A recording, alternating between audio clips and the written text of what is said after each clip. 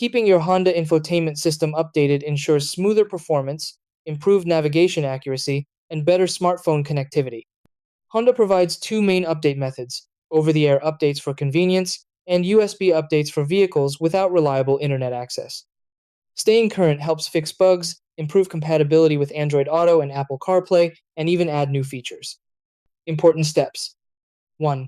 For over the air updates, connect your vehicle to a stable Wi Fi or cellular network and open the system's settings to check for updates. 2. Use the Honda Link app to monitor, schedule, and confirm installation of available updates. 3.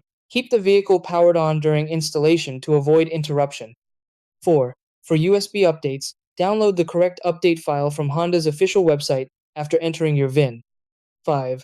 Format a USB drive to FAT32 or exFAT, transfer the update file, and plug it into the vehicle's USB port with the ignition on. 6. Follow the on-screen instructions and ensure the battery is sufficiently charged during the process.